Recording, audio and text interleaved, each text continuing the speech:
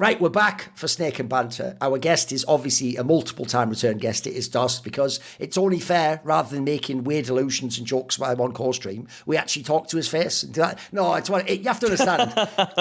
Anders is in the same basket. Whoever's not there, basically, it's like in a bar. Whoever's not there is the one you say, that person, and then they can't defend themselves, can they? Which, listen, it's low-hanging fruit. But my favorite is when Maui had to stop and be like, just for the record, I do like working. Oh, yeah, true. Okay. I appreciate you on that one. I had to get on record. Brought that one back. Yeah. I had to make sure people are aware that it is fun and games, you know. It is indeed all banter. And I always tell people, it might be low-hanging fruit, but that's the first fruit you pick. What are you talking about? Everything can't be reaching for it. It's like, let's just get some of those juicy berries, exactly. Anyway, enough about my future career, since I don't do major events anymore. I'll be out there listening to your podcasts in the future. So this would be a sick major desk right here, though. It would actually. It would be fire, let's be real. This would be a blending of new and old. We'd have all the areas covered. Obviously. We'd have the memes like Yole Noobs. That wasn't technical. I'll remind everyone. We gotta clear the air on that. I'll remind everyone. I think people actually do need to know. It is 10 years later, but dusT never actually said that. I will just say that. He actually never said that ever. That was Van Silly, if people don't know. It was 100% Van Silly. All dusT did is innocently hold up a Kappa sign, which is even funny. And at the time, Kappa was the emoji that everyone put in a Twitch chat. I will just say that. Anyway, also, technically, Maui was co-streaming all day long, so we'll be gentle with him. If he seems a little bit frazzled or I forget something, it's okay. That's all right. It's better. But it is way. There's a lot of people wouldn't do shows if they were doing that. They just go, sorry, I'm busy. So actually, he's been a trooper by doing it, isn't he? There you go. So with that said, if he says anything I think's nonsense, I'll call it complete bollocks and just roast him completely and give him no quote as usual. Like, what else would he do on Snake about it? So, dusT, you are coming with the heat initially. What's pissing you off? What's the spicy topic to start with? It's the KRIMZ benching, man. And it's for multiple angles as to why I think this is ugly. So first off, like the biggest reason why I think it's ugly is the timing of it. Like KRIMZ leaving your organization after being there for 12 years, winning 2 majors for you, being a multiple-time HLTV top 20 player for several years. He's been a legend of your team next to the likes of a JW, a Flusha, an Olaf Meister, like all these guys who helped Fnatic build an era for themselves in early CSGO history. And so to see it be announced in the middle of stage 1 of a major on just some offhand tweet, and like, yeah, I guess it was kind of cool that they had like former teammates or people he played with or against kind of give like little video messages from the response to, like, that's kind of cool, but that shouldn't be it. That should be like part of it. Like there should have been like a cool highlight movie of all the plays he made or whatever the case may be. So I just think the timing of it and what they did for him was just not enough, and it was poorly placed. I also think it's ugly because what is KRIMZ going to do now? Because it wasn't said that he was retiring. So what is he going to do? Is he going to go with this old boy JW and play on eyeballers or something? Or go like play on a smaller Swedish team like Alliance or Johnny Speeds and help bring up new Swedish talent? Is he somehow going to find himself on another international team? Like, I just don't know what type of value he's going to bring as a player nowadays. So even that's kind of an ugly bit about it. And really, the other ugly angle you could take on this is just like, KRIMZ's fall off is paralleled by the Fnatic fall off in general in Counter-Strike. Like they now have no roots left of what they used to be. They're now just kind of they're basically what Passion UA was in 2024 now. They basically slowly rebuilt that team with all these Ukrainians coming in with Jakazmo and Jambo and Fear. So it's just, there's just so many ways and angles you can look at this, and it just kind of irked me when I saw the tweet.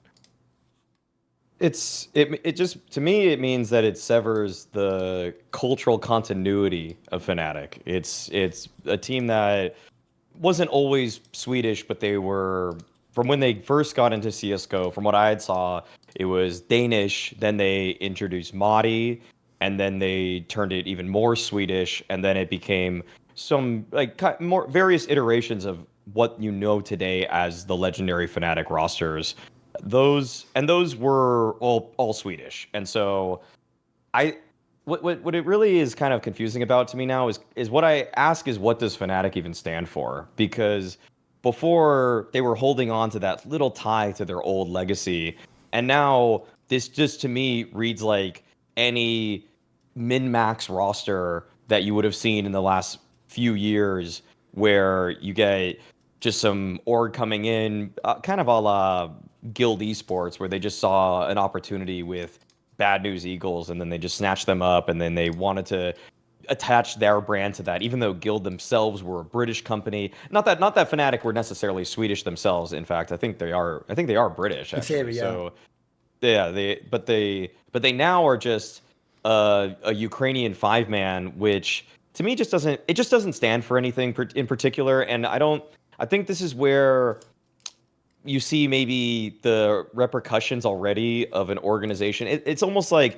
this is the canary in the coal mine of legacy brands recognizing holding on to that doesn't actually net you anything, because in reality, what is KRIMZ really bringing this team? There are probably several hundred people that are tuning into Fnatic games because he's still on it, but I would imagine that the number of jerseys sold that say KRIMZ on the back of them in 2025 is sub 100. I don't think many people are going out of their way to go to Fnatic's apparel website to get that particular jersey. And so it was untenable, his position on the roster. Now, when you're getting Ukrainians, it doesn't really need to be said, but they would probably command a lower salary than someone like KRIMZ, who's a Swedish legend, who, yeah, I mean, for a variety of reasons. I don't even need to get into all of those.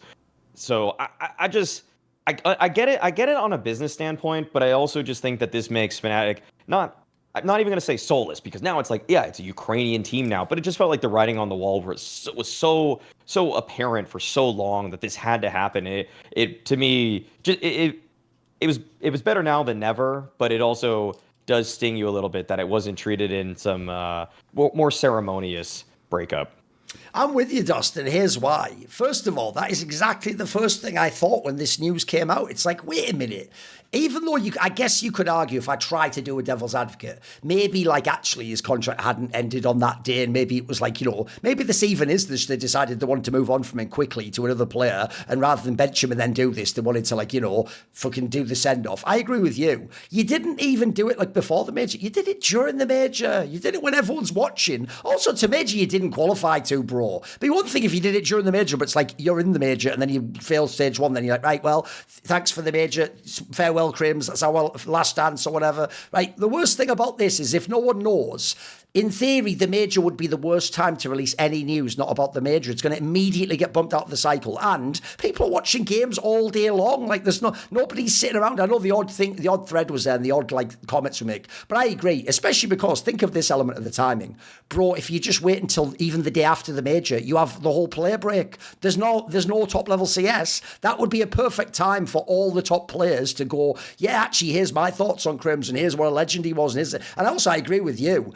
Here's the problem. It's one thing when a player leaves your org and it's like, a famous player, but he's been in the org like 3 years or something. People don't know, even though admittedly people got this wrong. He wasn't technically in the org the whole 12 years because he had that brief godsend period, obviously, where he nipped over and then went back. But overall, it was a 12-year span he was in, and it was most of that period. It was probably like 11 and a half years or something. If someone's in your org that long, if people don't know, that's like unbelievable tenure. That is the player that look, he wasn't like your greatest player ever, so I'm not saying make a statue, but I agree with dusT. Don't just give me a normal video. Don't just give me a send-off tweet. Give me something big. Like, this was the last one of the great Fnatic players. And as pointed out, because you don't have any more now, it's not like the Fnatic team's good now, why not put your shoulder into this one? Go all out on this. Make something like truly historic about this. I agree with you, dusT. In fact, fuck it. Don't just make a highlight of his best kills. Why not do like a 1-hour documentary or something? Or like a little thing that tells the story of KRIMZ and Fnatic or whatever it might be. There's so many things you could have done with this, which I also think was not only would have been classier, but as I mentioned, the reason why it seems really short-sighted is you no longer have any players like that in CS. You're not going to get another chance at this. Like, the others have all gone, by the way, but that was years ago. This was actually your last chance, as of now, in CS to ever retire a legend, whether he's retiring or not, because I agree with you, that was sort of left open, wasn't it? It's more like he's not in Fnatic anymore. So that part did make me think, what the fuck are we doing? Like, it seems like someone almost like, not last minute, because they did have that video, but it seems like they put like a week into this, if I had to guess, you know what I mean? Whereas, again, since the CS division is in a great spot, this should be where all the CS division's energy went, in my opinion. Then also, I actually do think, I sort of agree as well on the way the roster's been built, so it's just not sexy anymore. Here's the biggest problem of all, is I actually think this is an example of anti-GMing. I'll give you something funny, which is I used to, on some topics where I know I'm going to make a video, I would actually request that my thumbnail guy made the thumbnail in advance. I wouldn't do it. Now I do the stream and I do the video, and then afterwards, once you know the video's in the can, then you ask for the thumbnails. So I actually have tons of thumbnails. Sometimes I use, sometimes I don't, because the guy can whip them up in a day. And I actually did have a thumbnail which would have aged very poorly, which was when they signed Jambo. because everyone did that thing of like, you cost 700k. I was actually going to do a video like, you guys don't understand GMing. Fnatic's GMing well. But here's the joke. The reason it would have been really bad timing is they were actually doing a really good job, gradually putting together a cheap roster. But that was the moment it became anti-GMing. Because I'll give you a quick run back for people who don't remember 2024 and 2025. So here's what they did with Fnatic to make it suddenly interesting again. Once they lost Mezzi and he'd gone off, so at that point in time, no one gives a shit about Fnatic. He was the best player in your team. What they did was instead of just being like an OG, they remixed by getting, if you remember, Blame F when he got removed from Astralis. That's like a mega overqualified player, potential top 20 player, and he was good in their team. And if you remember, they had KRIMZ as their like legendary player, so you can imagine he's going to be like your sort of reigning phase thing there, which connects the old fans. Then people will forget they were the ones who found Matisse. They had Matisse before he went to G2. So they already, and then let's add this in. The Jambo guy, even though, yes, he cost 700k, at the time, he was actually considered in that pool of the Molodoys, the Grix, exactly. He was ahead of them, in fact. So he was considered like, that's a worthwhile gamble. Maybe that does become a top AWPer. Mate, if you just look at those four, and then the fair guy was just because they needed an IGL. At the time, they didn't want Blame F to IGL. That's not even a bad roster. I used to say of that roster, because remember, that roster could make majors back then. I used to say, mate, you're like one piece from actually being like an interesting team there. Like, you had one piece, like, you know, you've got like maybe the potentials of a borderline playoff team, like you're suddenly back in the mix. Instead, what they did is get right to that point, blue balls the fuck out of me, and then as does says, just do like downgrades, but until you became Passion UA. And the reason why it's whack is this, I'll make a very brief point because I think this is part of the problem they have in their org. Well, look, one, despite the Jambo signing, I've heard, and it looks like if you look at bigger industry news, Fnatic doesn't look like they have a lot of money. They'd have to like really know a move's worth doing before they can sort of invest in it. They can't just spend money willy-nilly like other orgs do. But also,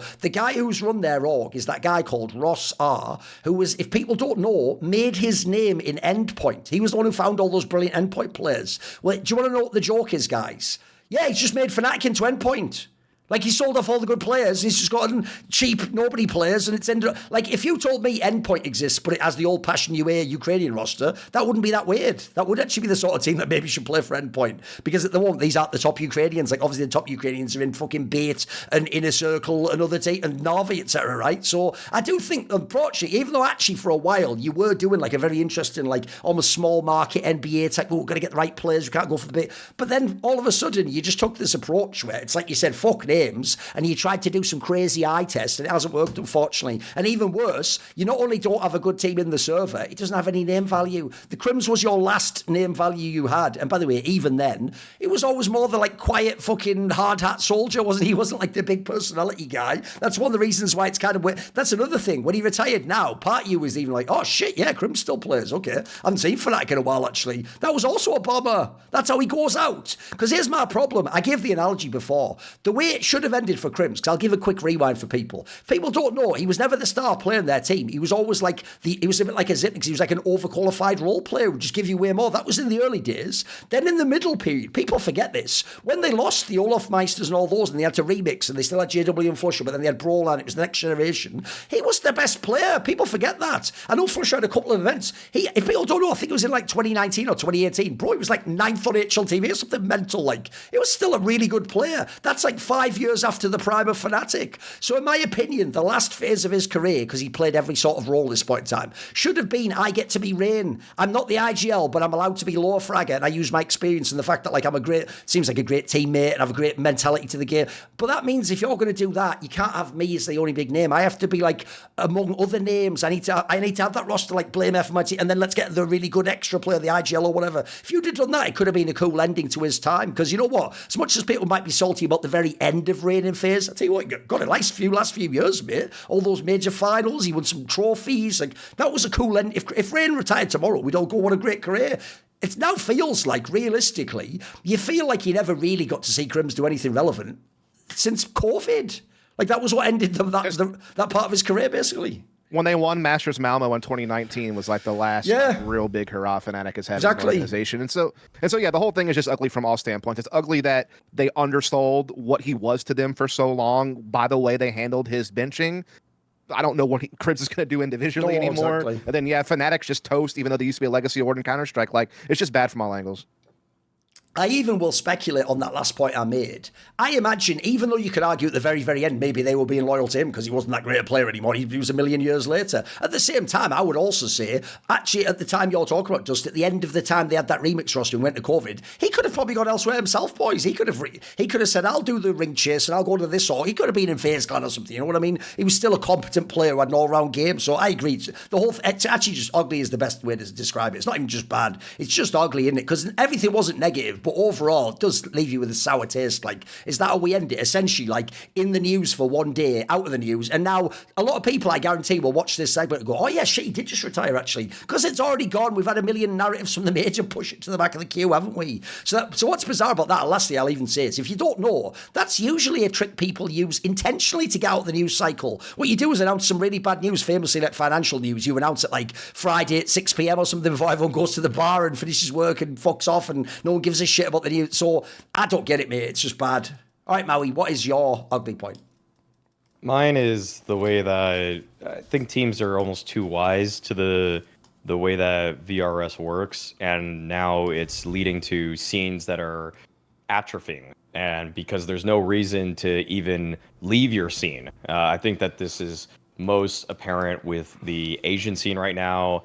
And I even would relate it to how Paravision in some ways made it to the major at Budapest as well, where you're getting too many teams now that are just recognizing what the system is, and it's leading to these isolated scenes that realize all you have to do is be the top dog in a very small pool of teams. For example, when it comes to both FlyQuest and Thunder Down Under, or this major, the highest ranked teams that they beat in the last 6 months prior to the Cologne Major invites, or the last 5 months, I guess, would have been pre-major for FlyQuest, ranked 72 on HLTV Chinggis Warriors. And for Thunder Down Under, it was ranked 78th on HLTV Semper Fi. If those are the best two teams you're playing to get into the major, it's... I before was a fan of what I would just consider as affirmative action, like the Asia RMR in some sense. It just let a couple teams through, but it was always just a couple. It was always just a few.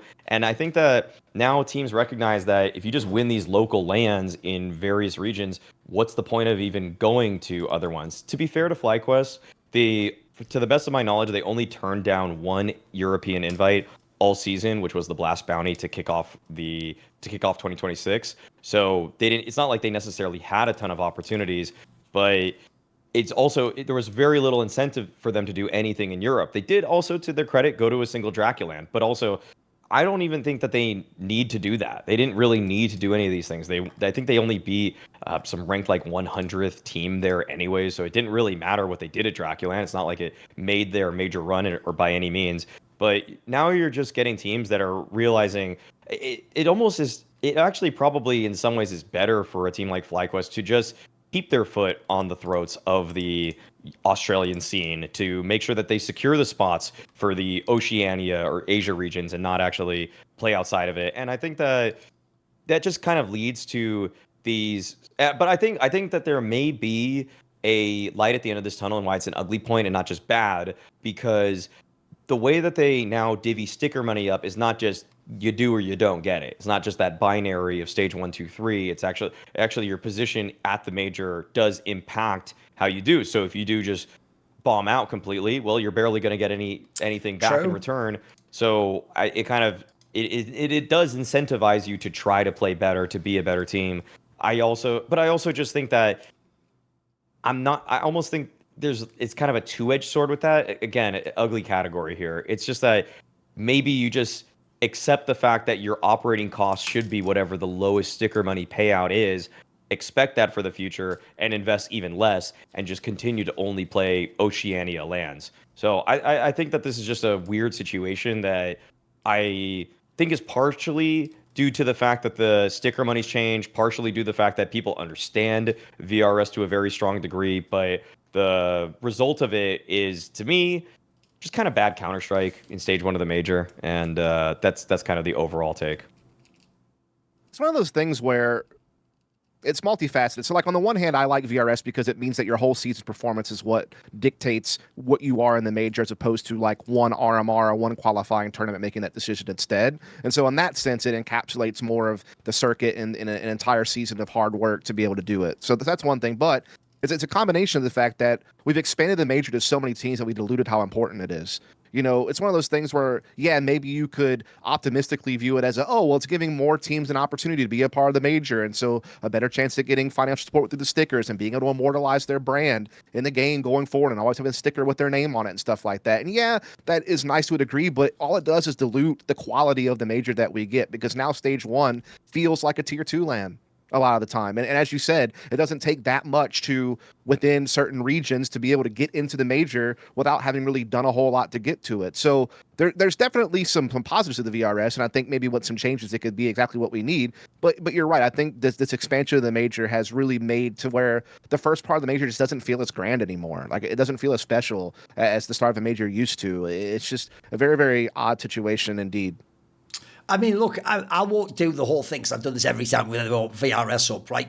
First of all, I like VRS because I think what it does really well, which was missing from the RNR, is it takes care of all the top teams. Like, off the top of my head, let's say the top 20 teams, you're all safe, you all qualified, you all went to rare tier 1 lands, most of your top European teams, and you're all at the major. That's awesome. And then the reason why, as dusT says, it makes Stage 1 suck is because it's doing a really good job sorting the teams. Like, generally, it's putting them in the right area. Like, if people don't know, the only reason Spirits in Stage 2 is because they didn't have their spike until the end of the season. GamerLegion already had their spike at the end of the season. Like, aside from that, all the teams are in the right stages, and it's not Stage 1. Then, my problem is this. I won't do a whole thing because I've said this a million times.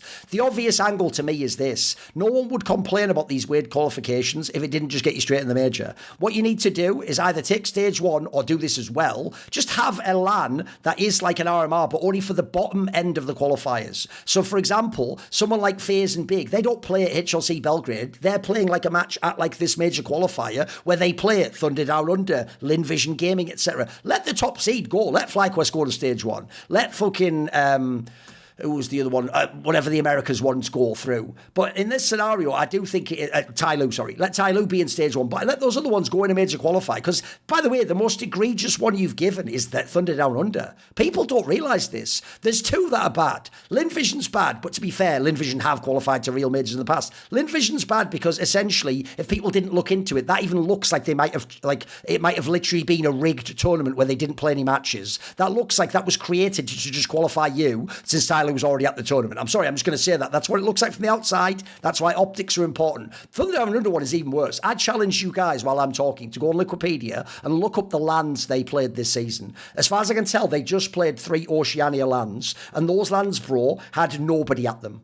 Like, for example, they had one that had like FlyQuest and Linvision. They lost to Linvision and didn't play FlyQuest. The other ones, I swear, go and look who they are fucking playing at these lands. Now, here's where VRS is bogged, unfortunately, is VRS has an element. People know it's a formula, right? And the formula, in theory, takes into account different things. One of the obvious problems I can tell immediately, this is actually the reason, if you go back in time last year, as to why we had that whole scandal with Imperial Female, is they overvalue just wins on LAN, no matter the opponent. So famously, Imperial Female qualified because they had loads of LAN wins from Impact League, but those weren't against any team you've ever seen play the CES unless you watch Impact League. It's the same for Thunder Down Under. They've just gone and gotten LAN wins, but obviously their LAN wins are literally the easiest probably in the entire world if you look at all the major regions. So that is the cheapest qualification I've ever seen to a fucking major. Like, what again, how are we going to turn to like FaZe Clan and go, you bums, you failed, and then someone just goes to a bunch of Oceania lands and beats Mind Freak or something, and then they're at the like, what even, I agree with you, what is a major at that point in time? Remember, just qualifying to a major is supposed to kind of, if you're at a low level, be the accomplishment, right? In this scenario, you just have a bunch of cynical ex-FlyQuest players just went to some local fucking lands and never left their continent. Like, what?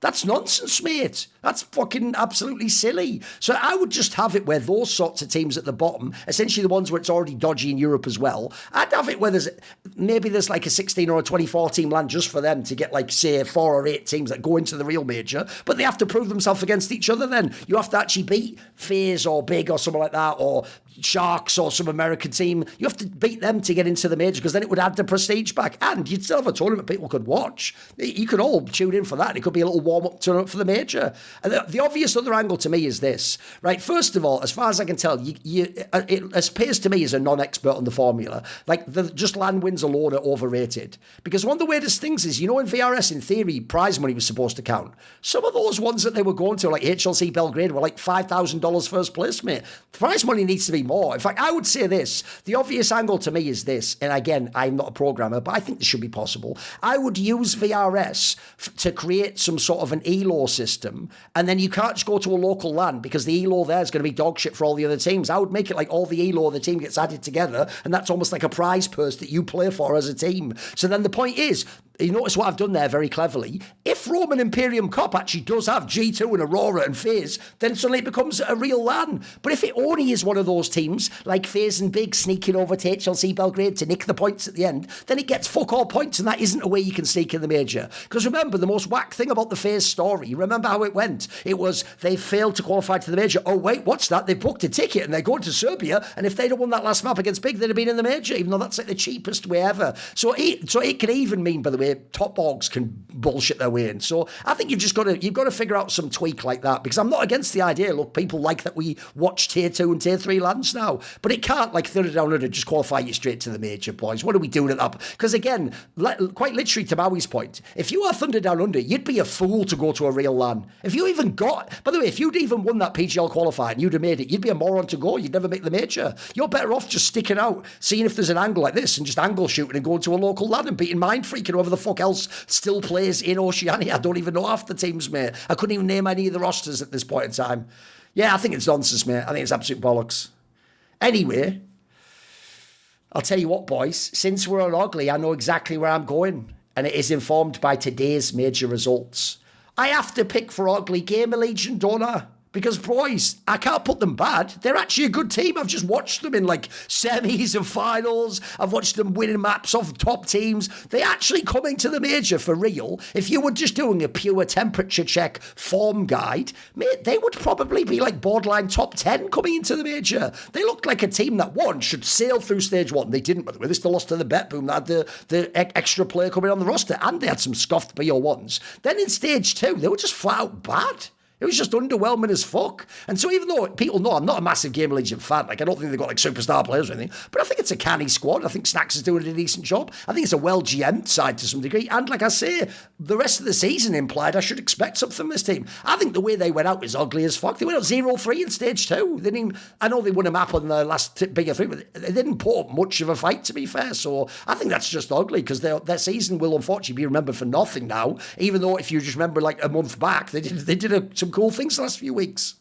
Thoughts, dusT? Yeah, I mean, they were a team that kind of went off my radar after they kind of fell apart at the end of last year. Because if you remember, kind of in the first season of last year, they were a team that was getting some decent finishes in some big tournaments. And, I think it was surprising, how poorly the whole run for Austin went for them.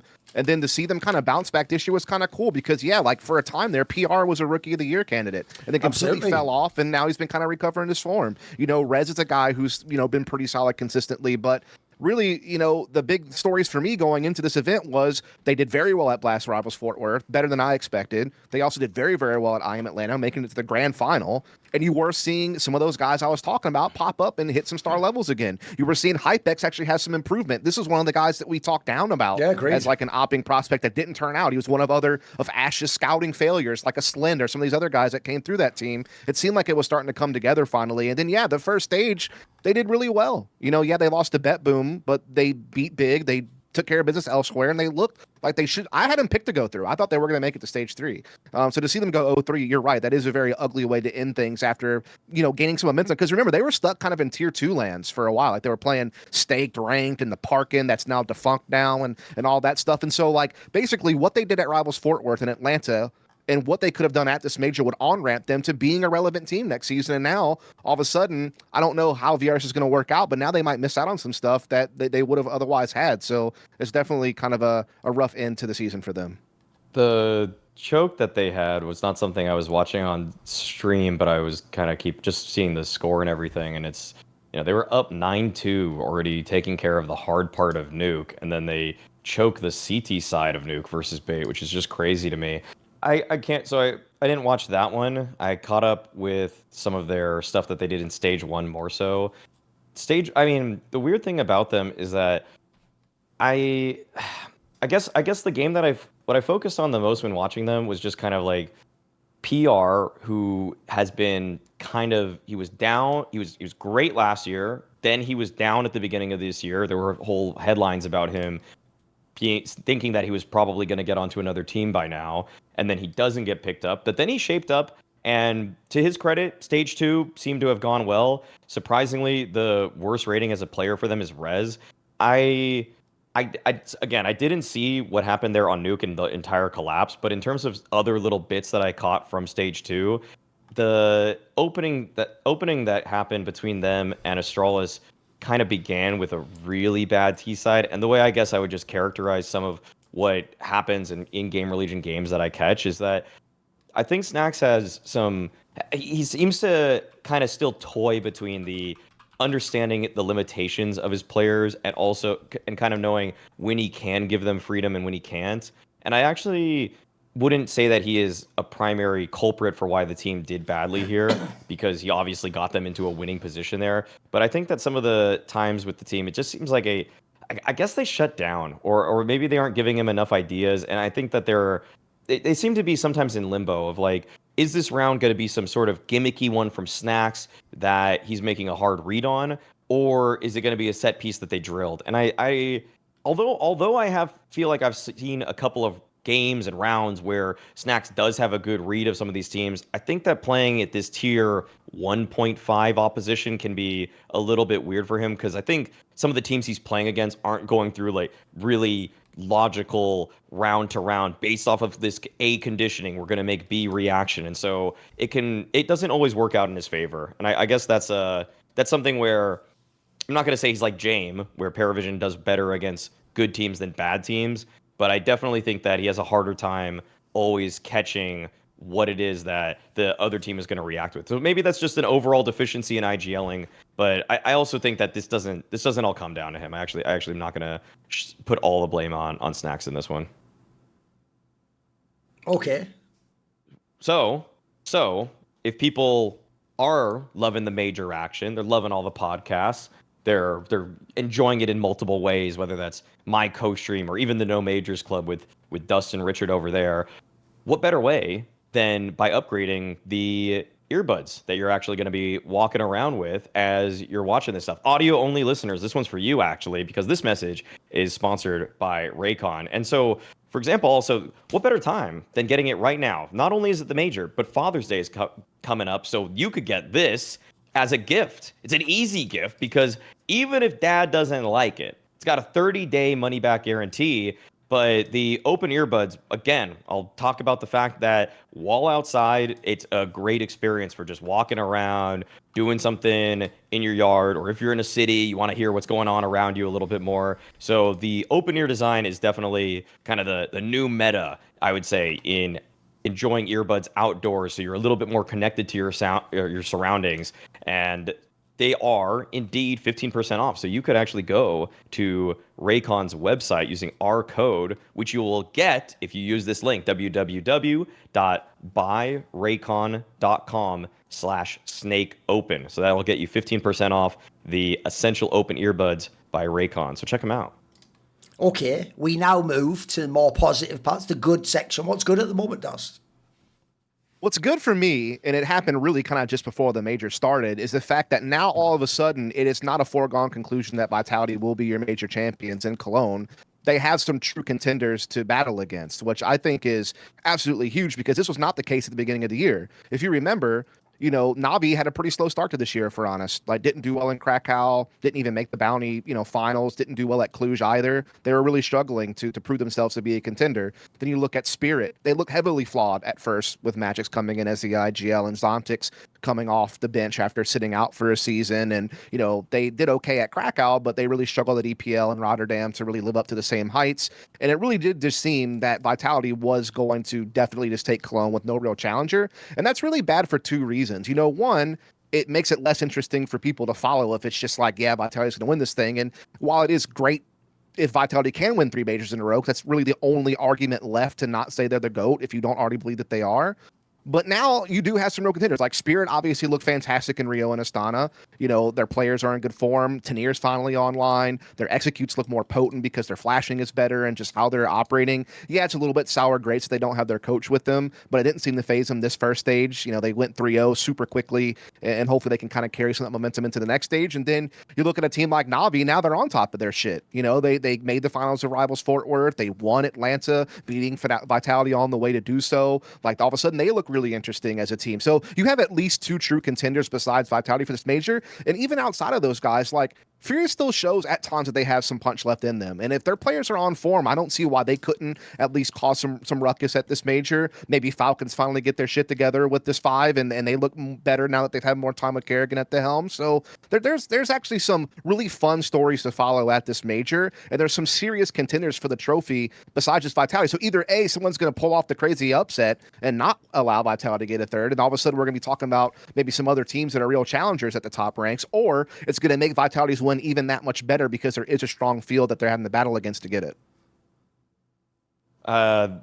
Say Vitality, they did what I said they needed to on Hot Take Point Made. For reference, a couple months ago, I said that Vitality need to lose to one of their primary adversaries in order to further esteem of a win that they may still get at Cologne. Yes. This makes it a lot more interesting because I feel like in GOAT discussions, I'm one of the few people that I hear still holds it out for Prime Astralis. I think that 5-man lineup was the best CS team that I've ever seen. I'd still consider them the GOATs, actually, because I think that if Vitality lost everything here on out, if they never won another trophy, disbanded without winning another trophy, I would still hold Astralis ahead of them. And one of the reasons that I do that is because even when Astralis were kind of still, they weren't in their absolute prime, but they were still that same 5-man lineup. They took down Grand Slam Liquid in the quarterfinals of the major when they were the underdogs. I think that I would say that actually furthers their GOAT case because it shows how close, in a way, how close the competition was. Astralis themselves actually lost a quarterfinal at ESL Pro League, which helped Liquid get their Grand Slam. And in a way, it just shows that Astralis, when it matters, when the lights are the brightest, they were still the greatest team there. And that's what I think now, in a way, Vitality has kind of done for themselves by losing it. I don't think you could even make them in a lie detector test say, do you feel good about losing in Atlanta? They'll still say no to that. But at the same time, this makes it so much more interesting because, like you're saying, dusT, it would have been in some ways a foregone conclusion. And I almost think that Vitality also, in a way, got kind of lucky that there was a concurrent tournament in Astana where Spirit showed they were the best of the rest. So now there are challengers afoot. There are teams that have warmed up into the season that if Vitality wins, it'll feel so much more earned than if they like Austin. There's a lot of pressure on that tournament. It got down to the final map between them and Mongols, but if they that to me kind of in some ways it felt like they were always going to win that one. Budapest was impressive for its own way, but now I feel like they actually have serious contenders, whereas Furia, I don't know if I want to say paper tigers, but it was a team that you weren't really always as sure. You weren't as sure, but I've seen this Na'Vi core lift a major trophy. I've seen the Spirit core lift a major trophy. They're both completely warmed up, raring to go to take on Vitality here. And you could name the other teams, but those are the only 2 that I actually find to be the true contenders at this event. And if Vitality take it down, it furthers their greatness because those teams had a warm-up period. Now they look like they're ready to go. Okay, I've got some stuff for you on this. So first of all, even though because they literally didn't play CS and took the week off after winning Blast Rivals and weren't even in the same part of the United States, they were like on opposite coasts or something. True, in that level, you can say Fnatic, Vitality didn't care that much about winning that tournament. But I'll tell you one reason I think they did is, one, the last team you want to lose to if you get eliminated is Na'Vi, who you've never been losing to, and you have that crazy psychological edge over. Because even though people are going to say, yeah, but that won't matter when you play the free, no, you've allowed Na'Vi to feel what it feels like to beat you, regardless of what goes on. Remember, by the way, what if, like, at the Major, a player gets ill? Now you're also a bit out of sorts, and then Navi's like, wait a minute, we can do this. Like, this is doable. Then I'll add in this detail. Because they lost to the round of 6, they lost that insane top 4 streak that they had, that they'd set the record for in history. By the way, they didn't want to lose that streak, I can tell you right now. They could probably, by the way, if you think about it, if they'd have gone hard, they might have been able to do 2 whole years where you don't finish outside the top 4, except at, like, that fucking first blast or something. That would be inhuman. No one will ever be. I doubt anyone will break the record anyway, but you could have done the thing Apex said, like, put all the records out of reach. Then also, I'll take dusT's baton here and run with it. I'll give you a reason for each team, literally based on recent results, why they all could do it. So let's start with Spirit, right? At IM Rio, Spirit made the final, and actually on a couple of maps were given the work to fucking Vitality. That was an awesome final.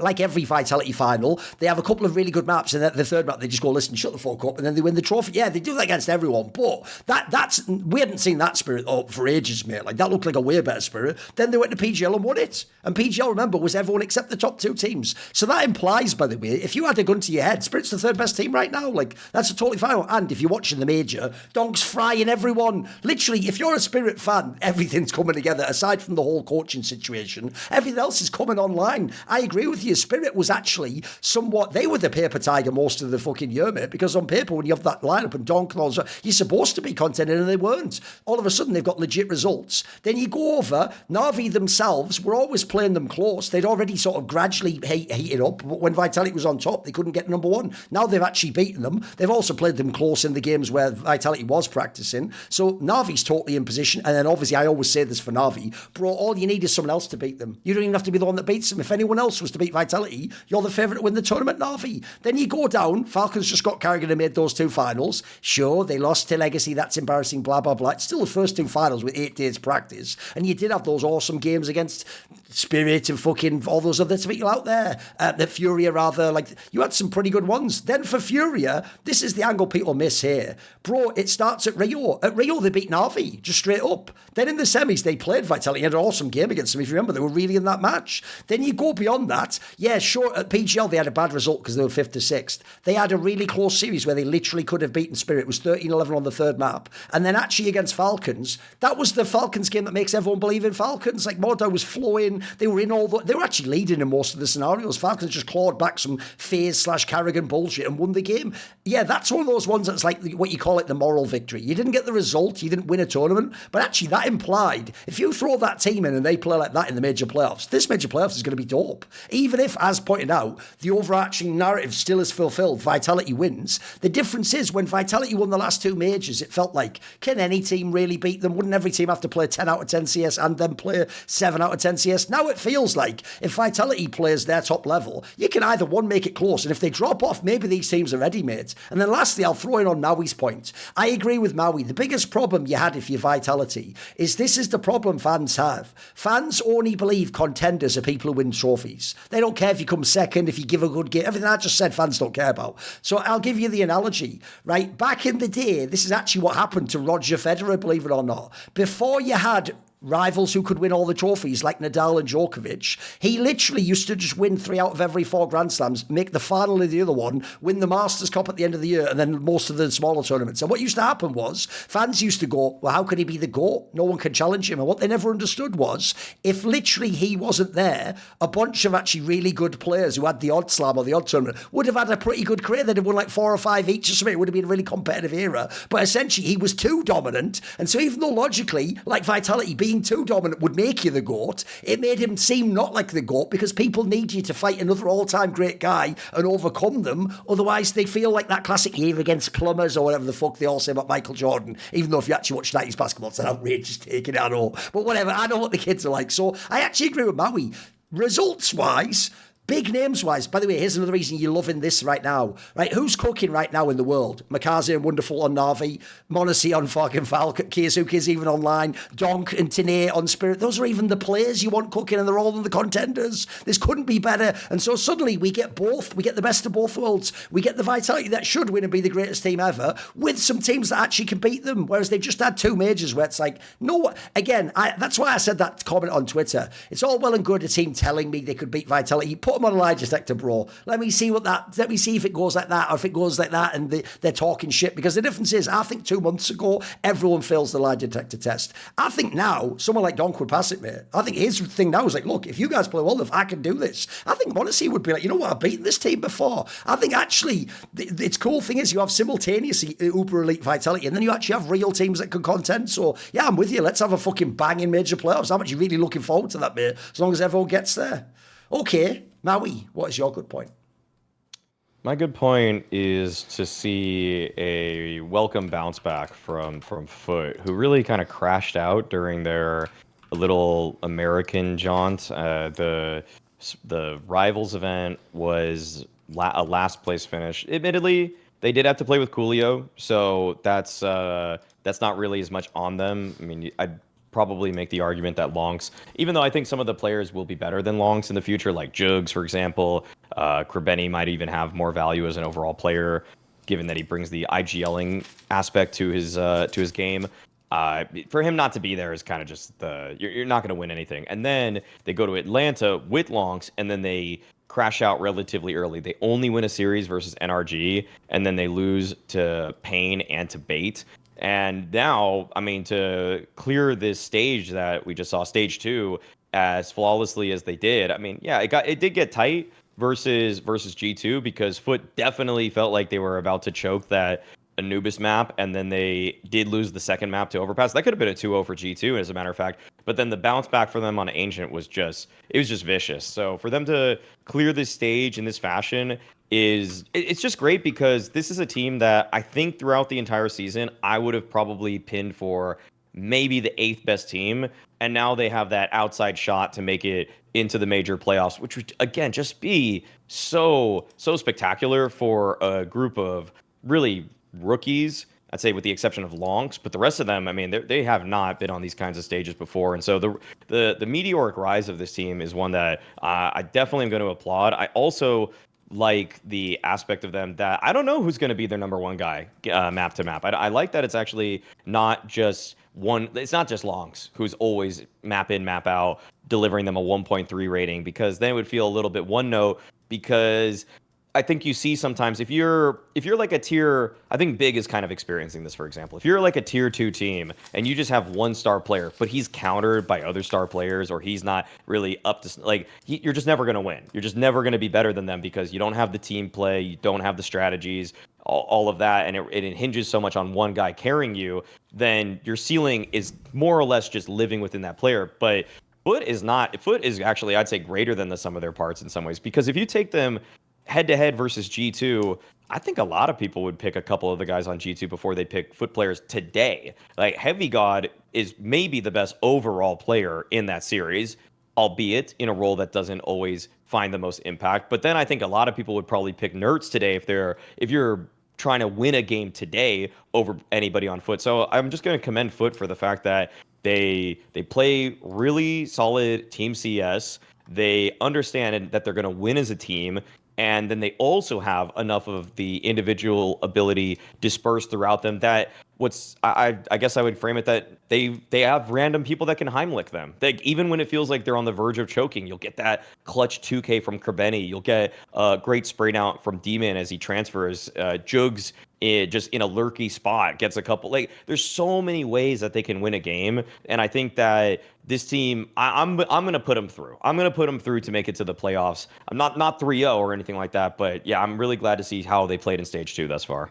Yeah, I mean, this is a team that is easy to be a fan of because of the style of CS that they play and the fact that they have such young players and they have such widely distributed talent. Like, they have some of the best widely distributed talent of any squad out there. Like, yeah, obviously Vitality's nuts. Obviously Spirit and Navi are in great form, but like Foot is really up there as far as from top to bottom where the fragging is going to come from. And again, like, just to see them, go from Krakow, they missed out in the playoffs after having a win over Furia, though, to kind of get you someone interested. And then they build that into a similar story at Cluj, where they narrowly miss out in the playoffs again. Then they finally get theirs at EPL, making a big playoff. And then they win Bucharest against a pretty good field. Like, beating Paravision and Mongols and Strauss at the time was no joke to get those sorts of wins. And the bounce back is huge because, yeah, you talked about Rivals Fort Worth not being able to do much there with the stand-in. Atlanta also looked rough. So now, you have 4 major rookies on this team. You come into your first match against Bait, a team that beat you in Atlanta, a team that can be very, unorthodox and kind of catch people off guard, and they took care of business. And they go 3-0 in the stage. And, that was my big worry. I didn't pick them 3-0 in my pick because I was scared about the major rookie aspect of this team, and it didn't phase them at all on this stage. Now, obviously, next stage is going to be harder. Don't get me wrong, but I'm with you. Like, ever since they won Bucharest and I saw how they play Counter-Strike, I saw their map pool, I saw how many skilled players they have, I think this team will make the playoffs 100%. And depending on who they get in that quarterfinals matchup, it could get real spicy. They very well could make a semi depending on who they get in their first match. So, yeah, I'm a really big fan of this team. I think the future of this team is quite bright. I'm glad they didn't let one poor showing dismantle them in any sort of way. It seems like they used the off time between Atlanta and now effectively, and they look like the same team that I saw win Bucharest. So I'm definitely really excited to see, what the rest of this tournament will bring for them. Normally, people, when they have like an up-and-coming team with mainly unknowns, normally, if you notice, analysts are often divided. There's some that are like quite cynical, like, who gives a shit about them? Let's see them do something. Then there's the ones that are like, I'm going to be edgy and say this team's good. Every single expert and analyst I know loves fucking FUT. Doesn't just even think they're good, loves them. Like, it's like this is one of the fucking breath of fresh air to the scene. Because let's be real, for this season, and this is going to sound like a crazy statement, but it's true, they are the revelation of the season. Now, you know why that's mental? It should have been Paravision. Paravision started the tournament, fucking won the first one, was in a final. No one would be able to be the revelation beyond them, but here's the difference. There's an obvious reason why. Paravision has shown a lot of their players aren't going to be elite HLTV top 20 players. Jame is killing it. dusT's killing it. The difference is, and secondly, people don't like Jame and Paravision's style. FUT is the opposite, as Maui said. One, they're the antidote to that style. They're up-tempo, mirage. We run in and everyone shoots you in the face with an AK with no fear, and it's not just one player, it's everyone. That's fucking dope to watch. This is a teammate where, as you saw in the game today, if they have a bunch of Tech 9s and they rush into a site, I'm down for it, mate. They're not just going to get farmed. They're going to fucking do some work. So it's a banger team to watch. The style is exactly what casual fans want to see. Then add in, look at how, like you said, just they leveled up over the season. If people don't know, they actually could have been at the Bounty. They gave an awesome game like online to, I think, like Fury or something. Then they went to Krakow, beat those teams. In that point, they hadn't made the playoffs yet, though. They were just like beating teams and then losing close. Then they start to make playoffs. Then they had the small PGL where it's like, there's no good teams here. There was the odd good team. They just beat all those like tier 1.5 bottom end of the top, all those took care of them. Then even this last little trip, I'll tell you all the angles people missed, because people think that's the downfall, and maybe that they were a flash in the pan. Right, guys, they couldn't take Lount, so as Maui pointed out, statistically he was their best player, and he's the only veteran, right? He was ill, so he couldn't attend. I'll tell you a detail people have forgotten. In the opening match, they almost beat Vitality even without him. They almost won that. Yes, after that, they lost to Astralis or whatever, and then they were out of the tournament. Like, they only had 2 tournament lives in that format. It's not a Swiss system. Then afterwards, Lamps came back, but because they're in America, he'd been ill. That's why he couldn't attend the event. So he's come back. I'm assuming he's not ill anymore, but even if he isn't, he can't practice with them. He's just coming back from it. He played terribly at the next event. That's why they bombed it. So you look now, as you just saw in the Swiss system, because they didn't actually fall victim of the sort of inexperience curse, as it were, just because I agree, one of their players, I think the player that will end up being the best is Jokes. He's 17 years old, boys, and he plays fucking lurker. That's a lot of pressure. And then the average age of their team is like 19.5. Teams that young are not supposed to do what they are doing right now. This is crazy. Even if you had that young an age, I would normally think that means you have 4 17-year-olds and like a 27-year-old mega veteran IGL. They don't have any of that even. And by the way, there's another thing about we pointed out. The balance on this team is crazy. You know what I do normally? Normally I go to a small team that has results and I go, right, you know what? I've watched too much sports. Let's get cynical. Who am I stripping out here and putting in Liquid, FaZe, and G2? Fuck this team. I don't want to watch a team just be a flash in the pan then fall away. Mate, I want this team to stay together. This team is fire. Think about this. Lanx is the player that you thought was a bomb. Turns out he's like 21 years old or something absurd like that, even though he's like, we all feel like he's been around forever. He's one of those players we actually judged too early. He's actually become good. He's developed in whatever way he needed to. And then the others are fucking actually really interesting. People don't know. Krabeni is one of those IGLs that doesn't play like the passive, I'm the low fragger, because he's way too fucking good. Supposedly, when he joined this team, he wasn't supposed to be the IGL in Navi Jr. He's just a fucking stud, and he could do it while playing like the up-tempo loose style, which works for him. And then he's a mega fragger, mate. That guy has really good crosshair control. Jugs, like I say, for being that young and playing that role, he is already coming on leaps and bounds. And this is at tier 1, mate. That's exactly where, if you told me you have a 17-year-old star lurker, get ready for him to get his shit eaten up at fucking Lands, mate, where top pros have played against Rops and fought those players their whole career. And if you give them 1 inch, they're going to abuse you. He's looked awesome, mate. He looks actually fabulous. And then, yeah, as pointed out, even like, put it this way, even the last one I didn't mention, Demon, tell you what, he has aim. He's not a fucking bomb, mate. He might not have yet like found his role in the game. And then even the cemetery guy who I always hated on because people kept remember there was that rumour like I think it was like a rumour one like maybe Cemetery will replace Wonderful in Navi when they were the junior team. The problem is he's not that great an AWPer. But here's what's funny. It's a pretty good rifler for an AWPer though. Like he actually has impact outside of the AWP even. And with their style of play, they don't need an AWPer. They're not the team that goes slow and sets up for the AWPer to get the pick and then go. If anything, the AWPer just runs in after them like some old school Liquid Furious shit. So it even works. Like if you look right now, I said this before the major. This is the team that I hope when we get that major playoffs and we have all the big names we just glazed. If you're going to pop 1 or 2 names in at the end, the teams that just, I want this team in there, mate. I want them to play against a Furia or a Spirit and see what they can do in a playoff and give these guys a bit of blood. Because here's why. Obviously, they're not going to do it this season, but mate, this is the team that next season could just go wild. They could become like the 4th best team in CS or something crazy or top 5. I already feel like when I do my top 10 things, which is like right now, I'd make them top 8. I think that's not even a hard call. Like, again, once you get past 4 or 5, mate, at that point, you're talking about people like Mongols and Paravision. Like, I'd take this team over that tomorrow. What are we talking about? Absolutely. So, no, it's banger. I totally agree. Good point. Right, absolutely. My good point is going to be, you know what? I thought about doing, again, a major angle. Maybe I do bet boom. Maybe I do, you know what? There's an obvious angle. We all saw it today. Bro, people don't get that. People think I glaze my favourite players, right? I don't actually. If you ever look, say someone like a KRIMZ who I've always had a soft spot for, if they're not that good at the end, I might pull for them. I might want them to do well, but I won't lie and say they're awesome still, they're secretly good. Bro, when I glaze donk, it is because I have seen every great player ever in the history of Counter-Strike. And by the way, I've seen a lot of great esports players too. I said this on Twitter. I've only ever said this about Simple ever in Counter-Strike. This guy actually has the chance to not only be the GOAT of Counter-Strike, he might just be the GOAT of esports. Because remember, we're a pretty high skill expression game. Games like League of Legends are more like your 4 buttons and you move the mouse to also move and so I'm sorry, like this guy one day will be in that conversation with like Faker, Flash, like all those goated players like KRIMZ, all the ones you want from every game. He's going to be in that convo because nobody ever in Counter-Strike has done this in the first, not even 3 years. Remember, he just had a Swiss system, if people don't know, where he did like a 2.2 rating or something. This is impossible.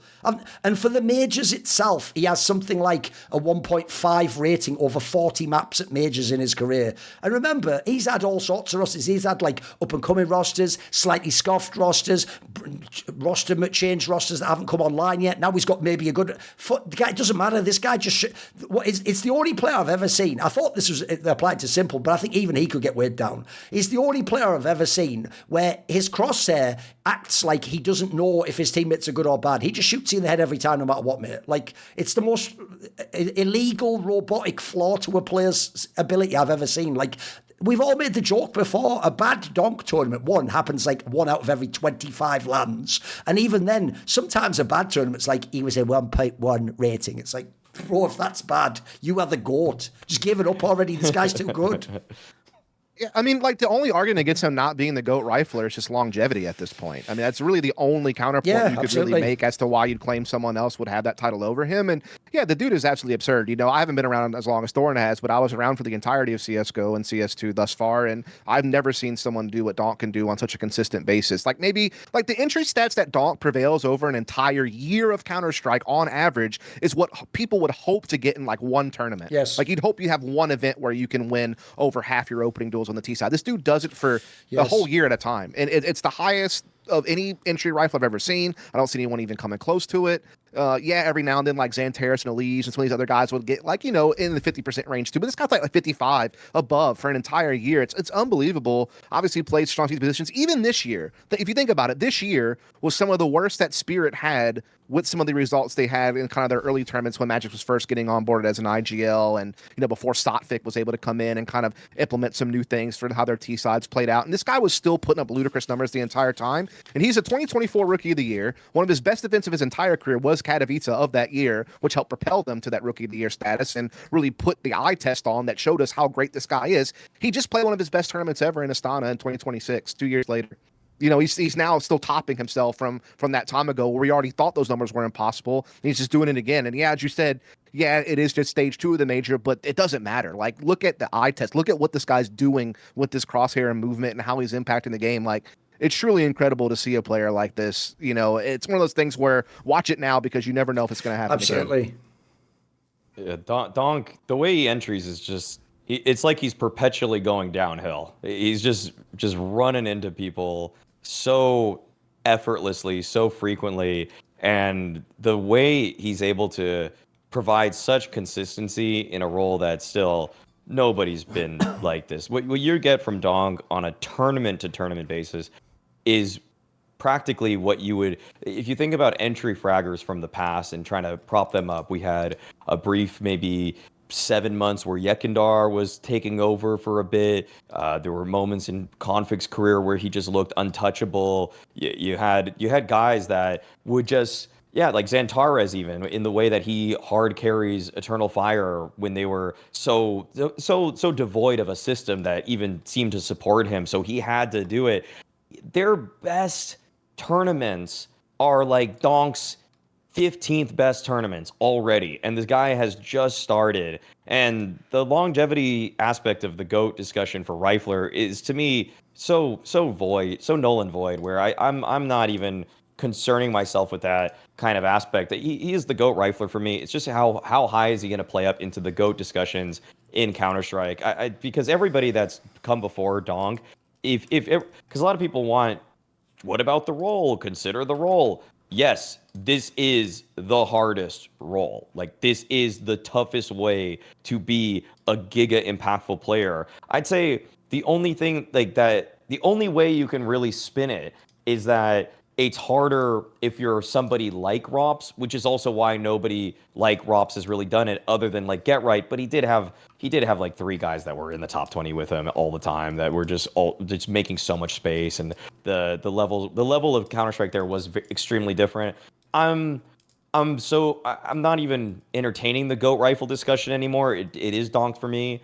I'm more so just wondering how far is he going to push this, because his skill it's still on a level of consistency in just 50-50 fights I've never seen before, because people like Nico and Kyosuke, they rely on their aim. And I think that I'll even just, I'll digress and I'll get into a tangent on what I think was a very poor labeling that kind of set one other player up for failure completely, is that Kyosuke was never the next Donk, other than the aspect that he was on Spirit Academy. Yes. That's the only similarity, yes. And they're fairly aggressive. Those are the 2 things. If I really were to say who is the next, who is Kyosuke, he's the next Nico. He's a guy that relies a lot on his aim. He tries to take very neat and clean fights, and it's just about he's more of a sharpshooter. Whereas Donk has mastered Counter-Strike, and Kyosuke, to his credit, probably would do well in a lot of different esports because his pure aim is extremely good. It's so sharp,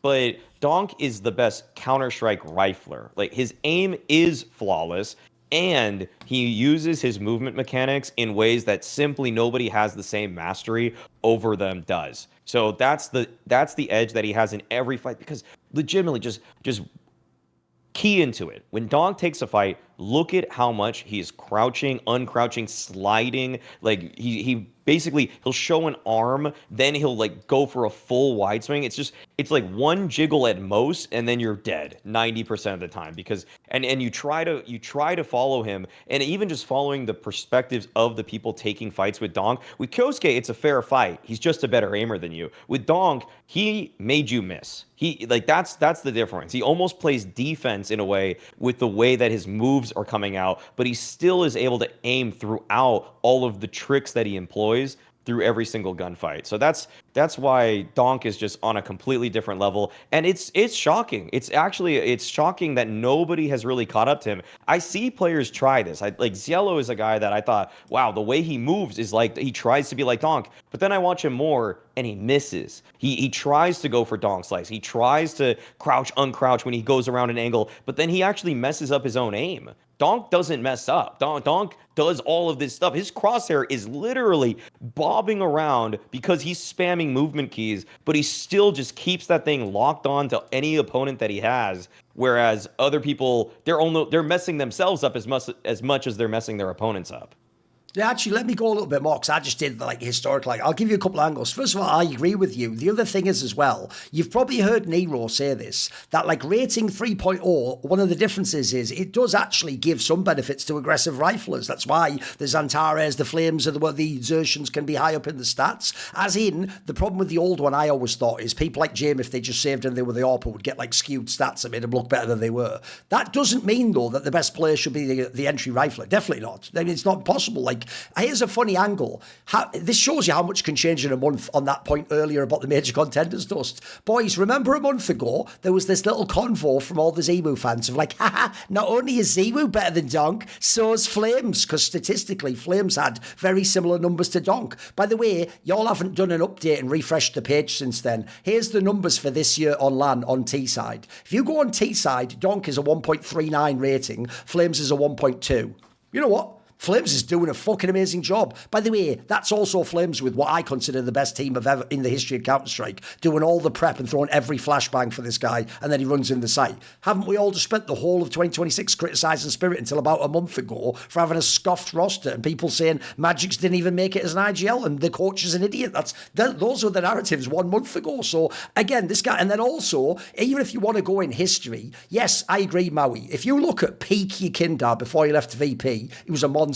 You know what? You didn't know in a major playoffs if he'd turn up though, would you? Maybe he would have a moment dip because he was only human. Fur was one of the best players I've ever seen at aggressive play back in the day. The problem is, in his team, he had fucking Prime Coldzera and Prime Fallen. Like, he had some very good players, and he wasn't even the best player, by the way. Also, you want to go way back in time, how about people like Forrest? If you don't know, Forrest almost never went in first. He went in after Freiberg and was the playmaker and just farmed all the frags. Donk not only literally goes first, gets the opening kill, he is the star player. He's basically at times the only star player, and he just sometimes is the best player you've ever seen play CS. I think actually, like, you almost can't overglaze this player. That's why I just chose this to be the moment. Fuck it. Let's do it again. Let's give it 10 minutes of the update. Because I also agree on that thing. The dumbest take currently is that one of like, because of your trophies, you go, I think Rups is overtaking Nico as the GOAT rifler. Then it's for 5 minutes and he better get that fucking trophy warmed up to hand over to donk, and he will never get it back ever in his career, no matter how many fucking majors he wins. Because the difference is, the longevity argument was a good one the first year. It was still a fairly good one the second year. Boys, if he keeps doing this till the end of this year, 3 full years at Tier 1 in all the tournaments, you've won the major, every prestige event, why wouldn't 3 full years as maybe the best player ever make you the GOAT? I think at that point in time, how much longevity do you need? Do you really need 6 years? I don't know that you do. Because at the end of the day, if you just said, pick a time during that 3 years, that's the best player ever, I think it's a legitimate argument. The point of longevity usually is, if you did it for 1 year, you might be a flash in the pan, maybe you had the right team, the right meta. None of that can apply. Boys, we've even changed maps 2 or 3 times. Like, the game's been altered. They've even, by the way, here's the last thing, we were talking about this on stream. People even were coping so hard that Anim Graph 2 would slow this guy down. You know what? I'm going to say this. It hasn't done anything to him. If anything, Anim Graph 2 might have helped, those like sort of standard AWPers like the Wonderfuls of the world hit the odd shot more. It hasn't stopped donk at all, mate. He's still fucking everyone up constantly. Ask anyone who played him in stage 2. I just saw him play against teams that, me and Maui saw this on stream, we saw teams get destroyed who didn't even play bad. There was times they were in like the 2vx, but he just smashed everyone constantly. And there were the games where, for real, this sounds shit, but if I was their coach, I would literally start the VOD review as, first of all, we're going to go over the problems, but I don't blame anyone here. We literally got donked. That's what I would start my fucking VOD review with. Like, because I wouldn't want people to think we're shit because we just went into a player that can drop like 25 kills in 14 rounds or something. Dude, Donk's response to Anagraph 2 was dropping one of his best turn performances of his career immediately after the fact. Like, it's actually just unreal. Exactly. I'm glad you brought up Anagraph 2 because I forgot to, so I'm glad you brought that up because that is hilarious. That was the core point, it? That he was going to like make him not as good, and finally he was like, "Going to be a fraud or whatever." By the way, ZWoo fans, keep working. You need to put on your hard hat and get to work on the next narrative, boys, because that one's dead. Okay, speaking of... One thing I do want to bring up, after Donk completed this stage 2, I looked at the just majors KPR for Donk, 4 majors in CS2. He has a 0.99. He's almost at a 1.0. And ZywOo, he's at a 0.82. And he's second place, force all CS2 majors, no filter, doesn't even matter. He's right there. coldzera was a 0.82, and he was the highest in all of CSGO. If you take the difference between Donk and ZywOo, the 0.99 versus 0.82, and you apply that to ZywOo, that 0.17 difference, you go all the way down to GamerLegion.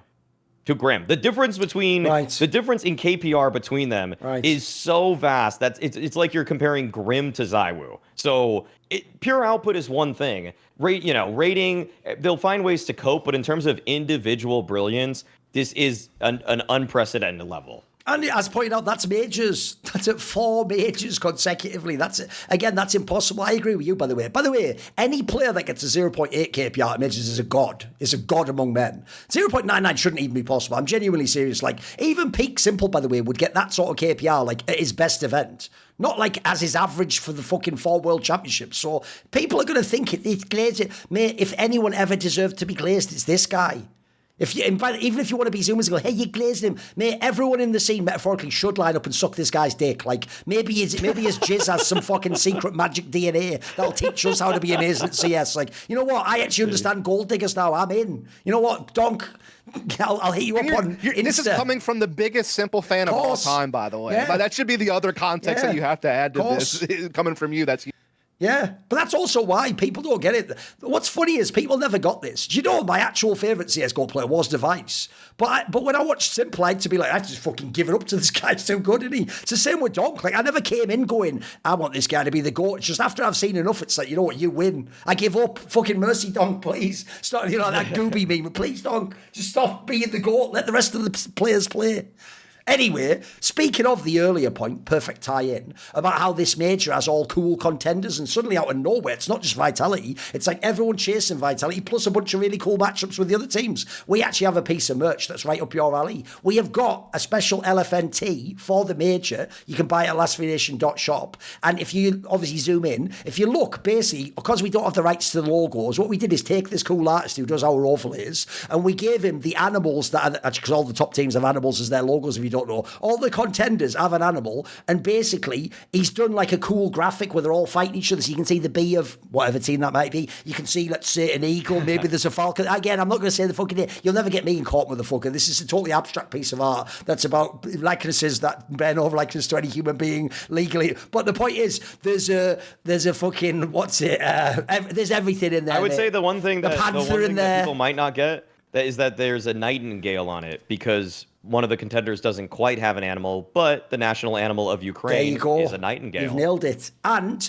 obviously, this is a limited time only thing, isn't it? It's just for this tournament. So celebrate the epic clash of the top teams at the major. We can ship to loads of countries worldwide. Pricing and shipping information on the shop website. Fans in the US, if you actually order, because there's other merch on our site, any purchase over $60 gets free shipping in the US, and it'll be available till the end of this month or through June. So order it now. Support your favourite shows on Last Free Nation directly by purchasing our limited edition Cologne Major tee at lastfreenation.shop. And when I say support, by the way, I believe actually a small portion of the money from this does go to even people like me and Maui and to Classard and people, whatever shows it's on, basically. So it's even a cool initiative in that regard. And I think it's just a cool, put it this way, this will be the start of something. We're going to try and do this in the future and come up with different concepts for it and do something cool and artistic and abstract. Anyway, the last section of the show is, of course, the bad. So what is bad right now, dusT? What could be on North American analyst dusT's mind that would be bad in CS right now? It's time to beat a dead horse, and there's many layers to that. There's many layers once you hear the team name. It's going to be Team Liquid. I mean, it is so bad right now, and I'm not going to get like too into the details except for one thing, so just bear with me a second. But obviously, the results are just bad.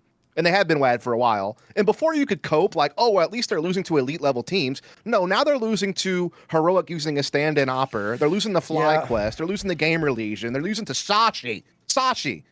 All right? I'm just going to leave it at that. Now you can't even cope that it's elite teams are losing. They're just losing to everybody now, and their results are terrible. Individual form-wise, Ultimate's just, I mean, such an up-down player, has been for ages. That's a dead horse beating.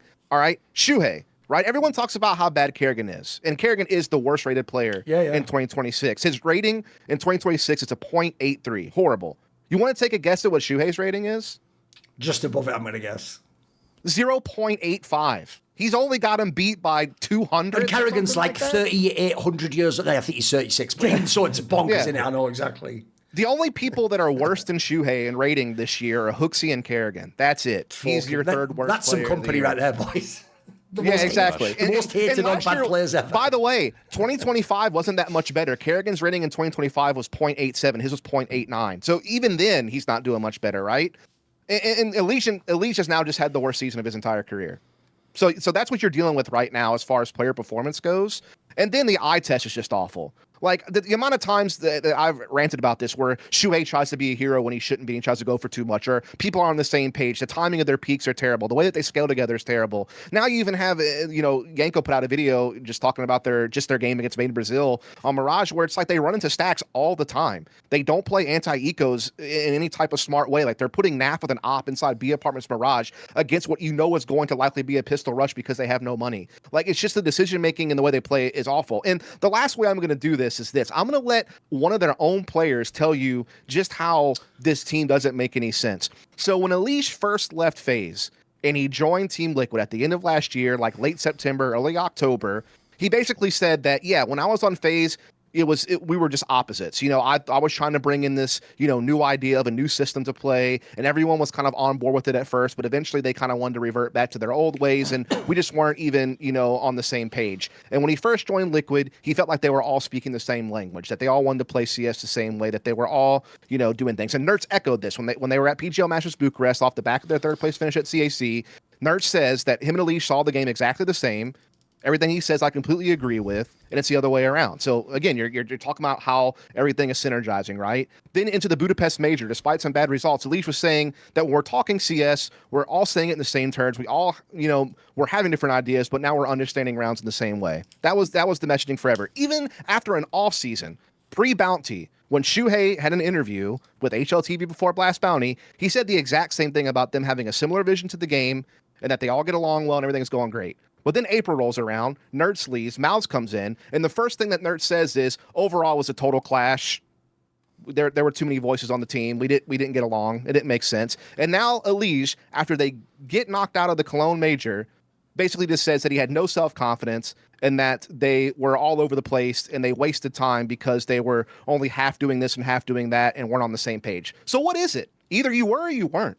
Like, just the language that comes out of this team is just so bad. And the final thing I'll say is, I don't even see a clear route to fixing this team.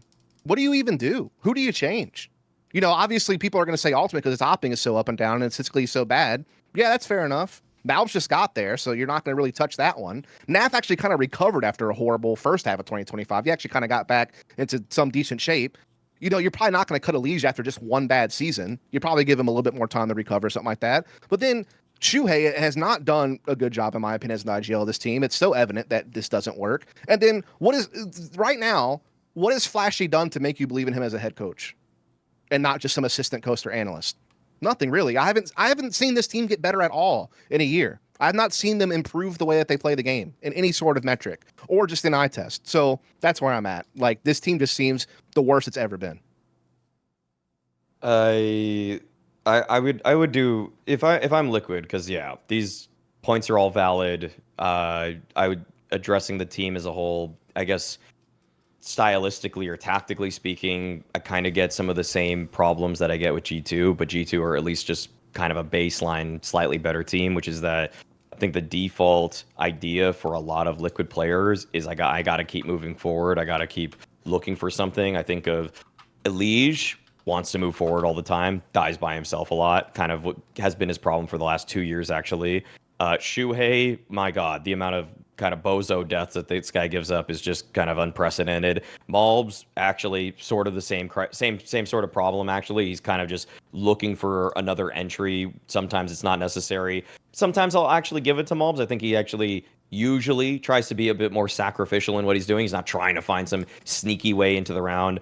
Naf, of course, he's just lurking on his side of the map, so he's just doing his own thing. So and when people are just running everywhere across the map, dying one by one in untradeable situations, I give him a little bit of I don't point the finger at Naf right now. Actually, I think he's played himself back into shape after a really bad season last year. And then Ultimate, yeah, I think that I used to say his rifle nor his op was good. Now I'm a little bit just I just don't need to see anymore. Like it's been long enough. I think going into the major, he had like a 0.99 past 3 months. I don't know if that got even better at the major itself. My take on Liquid is that you're not fixing it. You're not fixing it. You're going to have to live with some problem, and don't go the Kassad method and blow up the entire team. Yes. So to me, you're just trying to regain favor with a fandom that you've scorned and now are desperately crawling back to. And to me, that's the North American fandom. You have 3 guys in Elige, Naf, and Malbs. This is basically just a message to Joka Steve in a way, is that you need to just fully go in on North America, because I'm going to tell you right now, all is forgiven very quickly if you go 5-man NA. If you go 5-man NA, I don't think that I think the fandom buys back in regardless of the results, because they're going to give it a little bit of time. But by the way, even though technically JT's from South Africa, would he be allowed in this, or does it have to be an NA? JT would be allowed. Okay. The North American fandom. I speak for all North Americans when I say JT would. I'm with you. By the way, after what he did on Call, he should be an honorary NAFCS player. He deserves it, right? He is an honorary NA guy. So that's okay for me.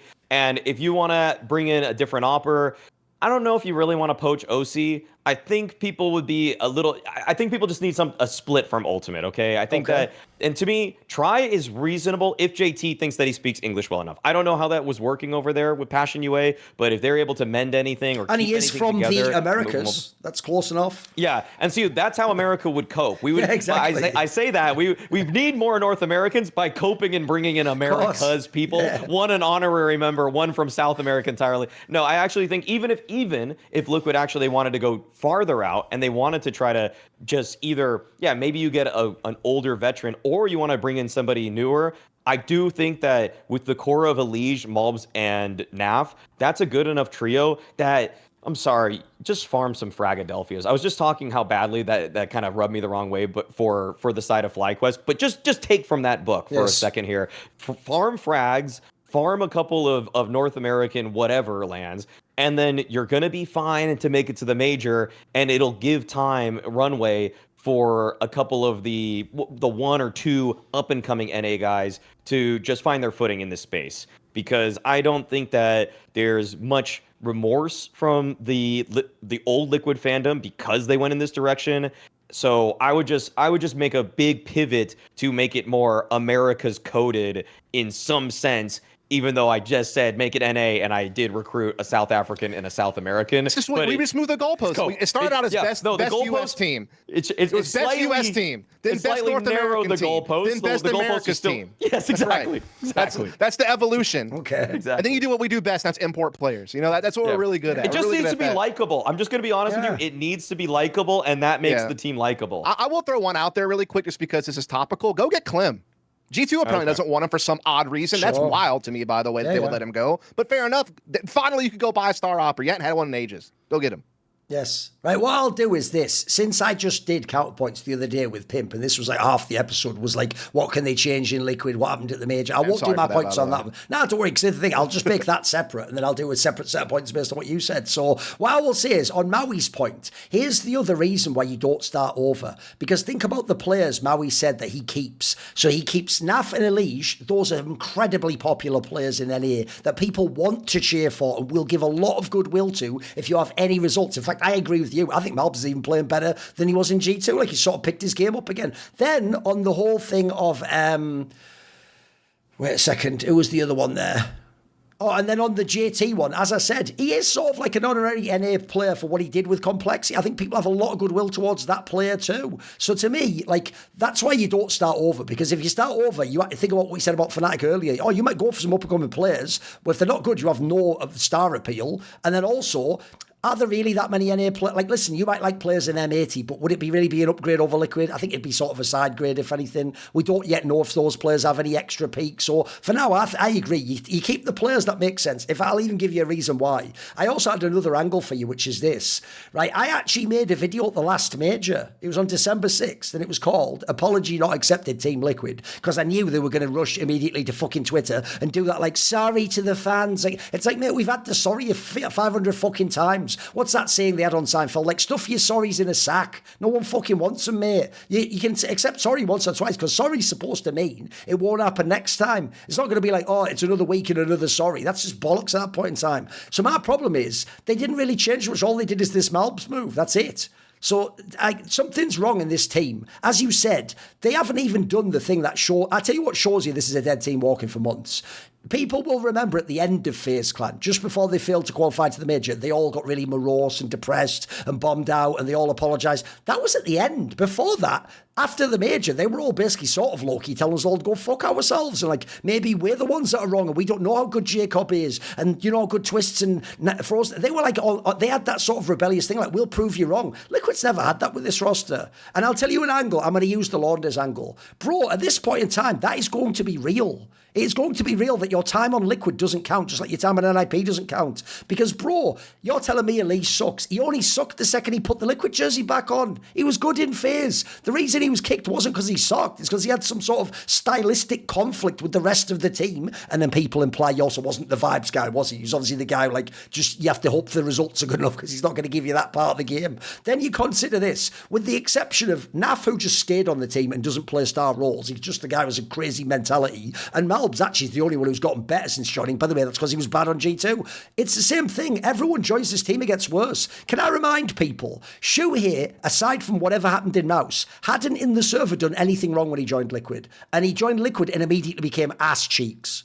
He went from, like, I'm in major playoffs, mixing it up with the best teams, to I can't call, like, a fucking free telephone number for the directory inquiry. He couldn't call shit at that point in time, mate. I also think, by the way, whatever they did to him with Flashy and that system, they have chopped this motherfucker's balls off. I don't know if it's because he had some conflict in Mouse, he's been trying to avoid that, but holy fuck, I've never seen the Shu here that was so exciting in GamerLegion and in fucking this last Mouse squad that had this run where they were dynamic and it was just the last stages, they couldn't make it. This guy can't win group stage games. I mean, it's even worse than you say, dusT. If you ever go to those small lands at the end of the season before they made the Malva swap, they're losing to nobody's, bro. People that, like, they're not even on people's radar to be in the major. Some of these teams weren't even in contention. They were just attending a local LAN and they still gave Liquid an ass beating. And I will just say this, the last thing as to why I think, like, it has to be the end of this roster is, bro, I'm also, in theory, someone who's biased to Liquid, and even I didn't have them in my pick 'em for stage one, mate. Even I was like, definitely not. No way. And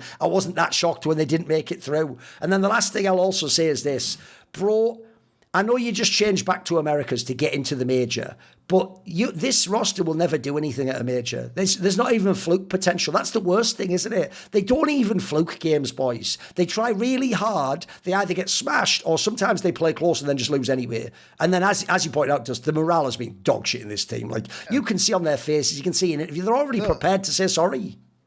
Yeah, I mean, the thing is this, is like, a lot of the times when a team falls off, we can see it on the server by the eye test, we can see it in the results, we can see it in, like, player stats, we can see it in all these different metrics, and if you're a ball knower and you review film. Yes. But the worst thing of all is go track the interview answers that people like Elise, Shuhei, and Nerds are giving you in October, and the answers they're giving you in April, and the answers they're giving you now. And it's crazy how much of a 180 that they contradict themselves on. Like, you can't claim that you're all on the same page, and then when it doesn't work, claim that we actually weren't all on the same page. So either you lied, or you don't know what the fuck you're doing. So we'll have to see how that all pans out in the end, but I think that's the most damning thing of all. And I even forgot one name in the list of the players that your time on Liquid doesn't get. Nerds!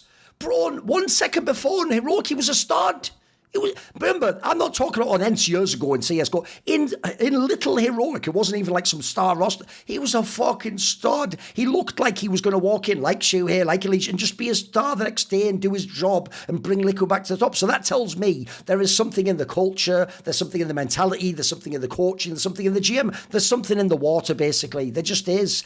When you join Liquid, you get a debuff. That's just the way it is right now, with the exception of Malbs at the moment. So I'm with you. Even though it is beating a dead horse, dusT, this is the time where we have to beat it so that we never have to do this again. We have to have a next time. The next time we mention Liquid has to be like at minimum like ugly. Well, there's something here though. They haven't won yet. It's time to turn it into glue. All right, it's time to turn it into glue. Let's go. Yes, that's the only way they're going to get a glue guy. They have to turn the fucking horse into glue. Exactly. Yes. Okay, Maui, what is your good point? Bad point.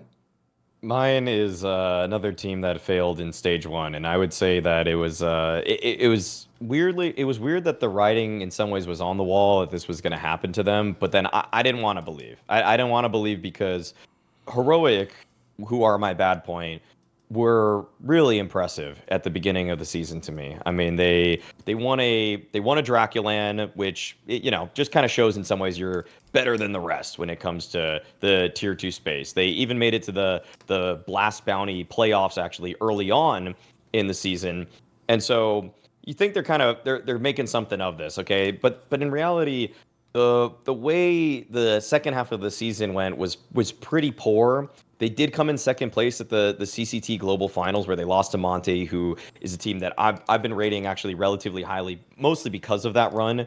Because when I watched it a little bit more closely, I was actually just really excited by the way they were able to slow rounds down and Gizmy and all that. But that's not the topic here. It is the way that Heroic just showed up for this one, because despite the, I'd say, poor some of the mixed results going into the major, I think practically like 90% of people I was looking at still had them to make it into stage 2. They felt like a name that people were putting on pretty quickly, not for a 3-0, but for just one of the ones to make it. Because if I look at the players on paper, and I think xFloud, like this is the best Turkish player that's not on Aurora. I look at Nilo, it definitely has actually come to become one of the best Swedish players, just bar none. Like bar none, one of the best Swedish players, because to be frank with Sweden as a whole, there's just not that many to pick from. But also, he's a player that I could see being top 20 in a year, or maybe 20, the 2027 HLTV list, depending on the team that he's on. And KRIMZ also inspired me in a handful of ways with their calling, but something just happened with this team, and I'm not sure if it was the CCT Global Finals or what predicated it. But this team also just. They just lost hope at this event, and the way that they played at the major was extremely uninspiring. The starting calls were the ones that I feel like I've seen before, but I just feel like in the mid round they stopped connecting with each other whatsoever. I don't know if that's a problem with actually KRIMZ, and he didn't help communicate them through that. I mean, he is a very young IGL, by the way. Reminder, he's 19, so kind of a huge ask of him to do that well as a major IGL. But there is a clear fix for this, and it's just simply bad because this team for the entire time this season was not playing with the opera that they were supposed to have in Alcarin.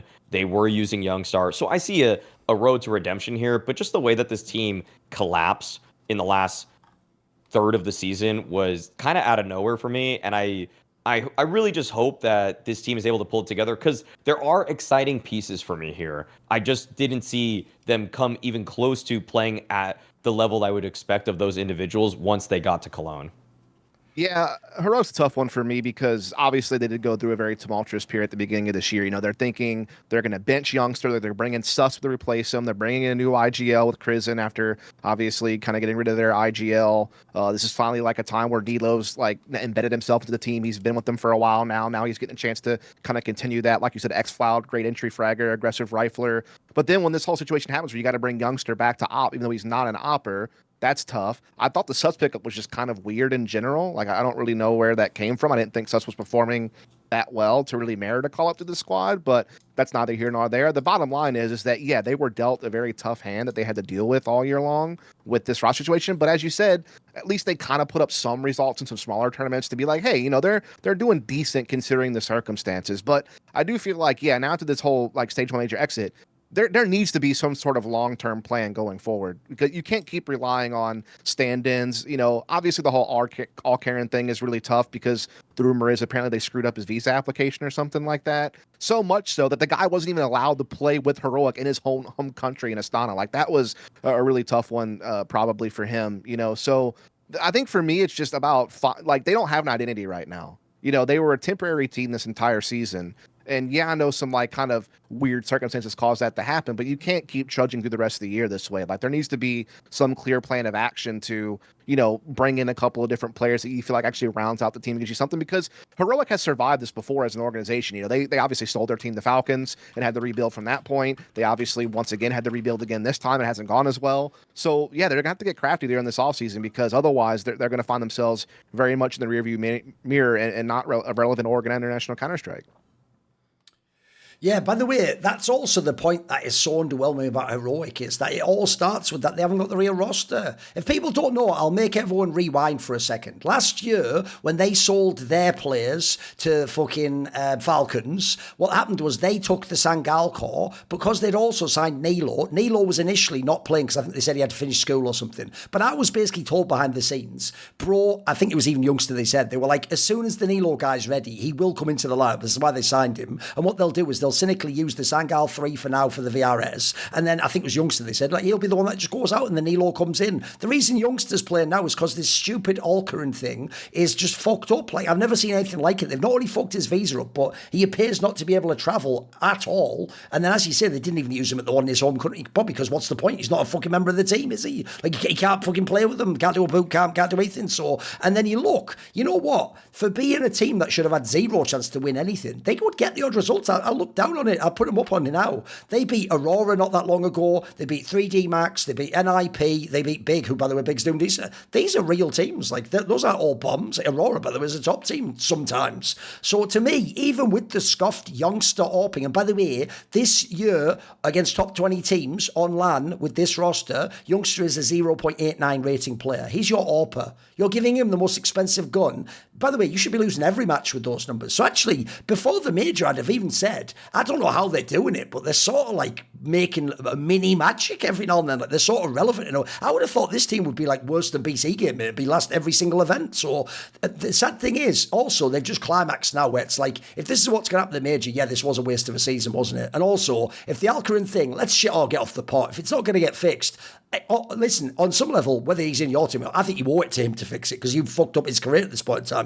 People don't know, when you fuck up the visa, apparently the way he's done it, people are missing this detail. It's not because he's from Eastern Europe, he didn't get the visa. They've like fucked it up in the same way as you guys might know happens sometimes in America, where if you fuck up your visa going into America, like you get banned or something, some people get like a 10-year ban from going to the States at that point in time. Like, that's the end of your career, bro. You won't play. Remember that whole thing? In fact, it was even a thing about KRIMZ, wasn't it? People were like, can KRIMZ travel to America? Can Halza travel to America? These became things that, if that baggage follows you around, Dexter, can he get a visa to Europe? If that baggage follows you, your career is toast, mate. People just won't sign you, because the problem is there's a million good players who don't have that problem. So, since Alcaran isn't fucking Monacy, why would I jump through those hoops? Why wouldn't I just say, sorry, even though I fucked your visa up, sorry, I still don't want you because I fucked your visa up. So the whole project right now needs a spin. But as Maui pointed out, bro, here's what's so sad.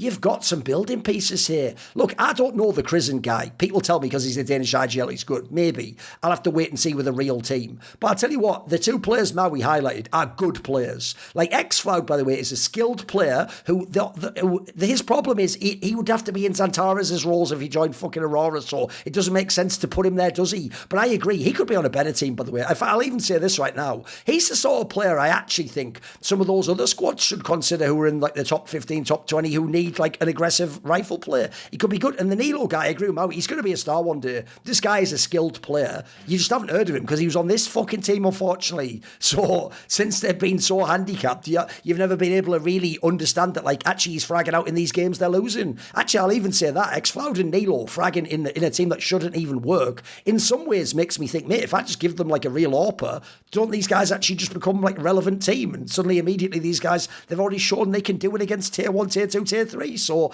I agree. The reason why it's bad is it's not a totally trash team with 5 bad players. Shut the project down. By the way, that is just the Kassad move. The Kassad move is like, you know what? I've only got 2 moves. Lock the doors with them inside and burn the building to the ground. And you're just like, well, thanks for the reasonable analysis there.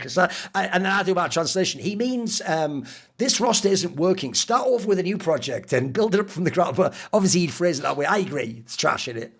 All right, the last point of the show is this, and I saved this especially for now, because it's a repeat of a point. It's actually something me and Maui talked about on his core stream today.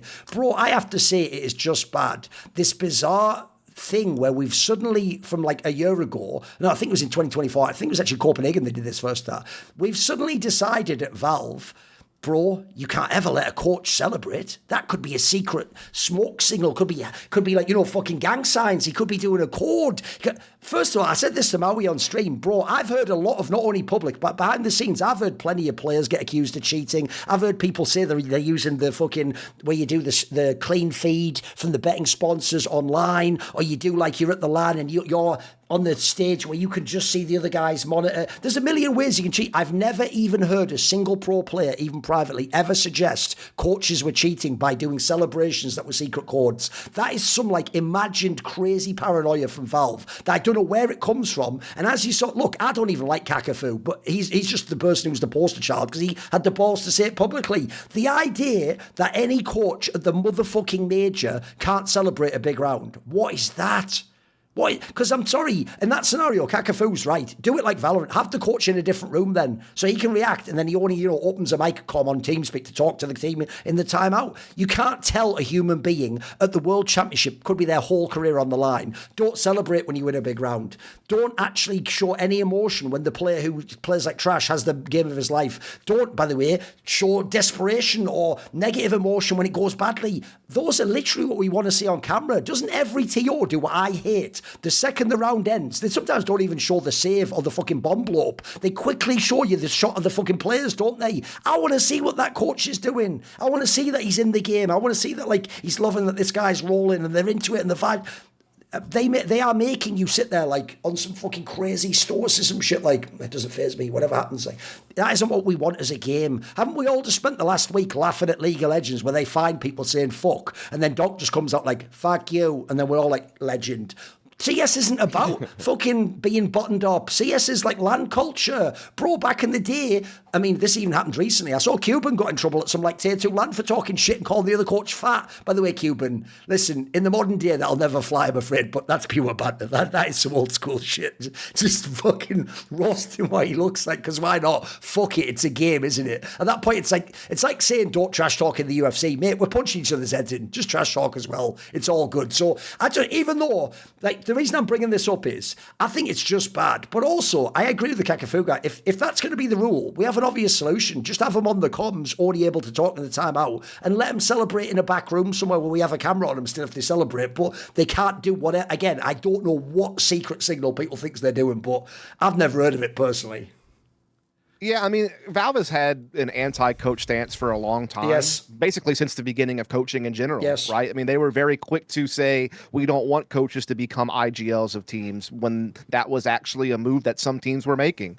That happened obviously with Na'Vi. It happened where Cloud9 was going to pick up Get Right and make Sean Garris their caller from the coach position. These are old stories, but ever since they've had, an anti-coach stance. And I will say, there was a lot of coaches who made it pretty easy for Valve to hate coaching when they had their whole cheating escapade that happened a while back, and that really did kind of come down on what coaches were able to do from that point forward. And in a way, I can't even really blame Valve for that because of what transpired. But we've already made so many concessions where, they can only talk during, timeouts twice a half. And, I always thought the cool compromise would be you let them talk during freeze time, but you don't let them talk when the round is live. I think that's always, and it got to a point where Valve was so anti-coach that tier 1 tournaments outside of the major still treated coaches differently than Valve majors did.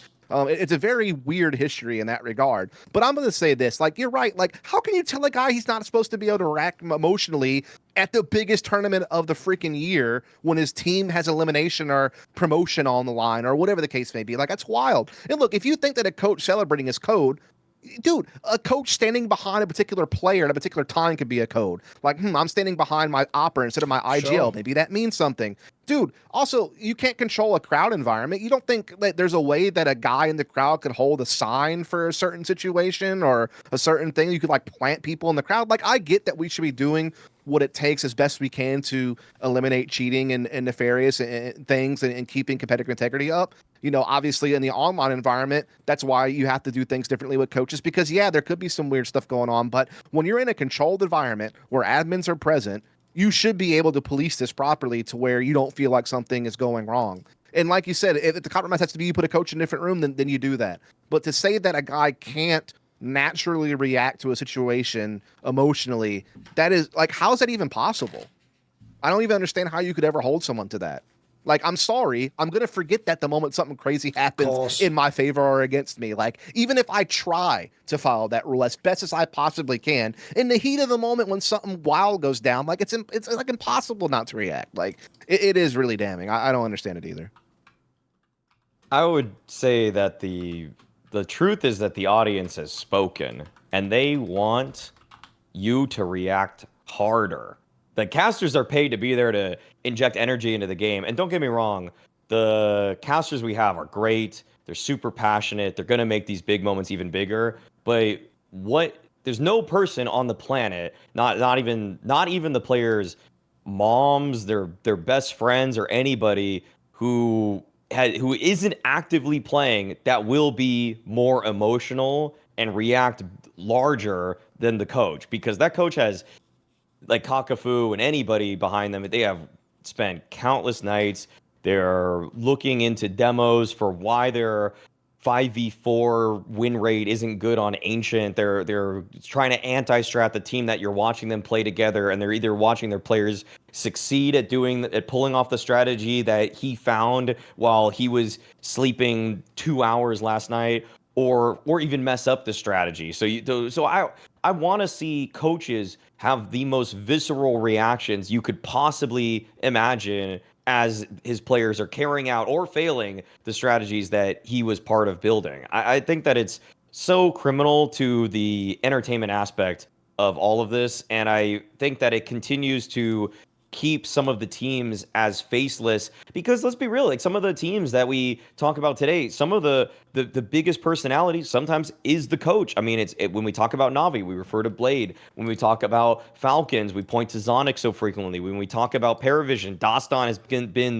the voice of that team. So the coaches, when we get to see them at other tournaments react a little bit more, you see those funny moments where they side-eye one of their players, or they get the elation that they have when they find success. All of those build in, and they're packed into the overall story of the team. And I think that I don't think that this has ever actually prevented anything. That's even maybe the hot take with this. I don't think a single one of those coaches was actually probably gonna use like a butt plug to get a sign from the chess reference, if you know it. Yeah, look at it. Yeah, exactly. Like, to get a sign that someone watching the live feed is then able to signal to them, beep, beep, beep, beep, beep, beep, beep, beep, beep. And then, you know what? They actually get waved with like metal detectors anyways when they're going on to these games. So you can't even put the butt plug in. Yeah. Like, it won't even work. When people in Spirit say Hallie was up my ass after that game, they don't mean that, guys. They just mean metaphorically, of course.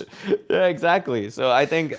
And by the way, in some ways, I guess Spirit are ahead of the game. Their coach doesn't react at all when anything happens in the game. So it's a frog. Yeah, it's a toy frog. To me, You're telling me that frog's allowed to smile like that the entire time, and the admins aren't getting on to him? Exactly. Like, what the hell? He's using really subtle micro expressions. Exactly.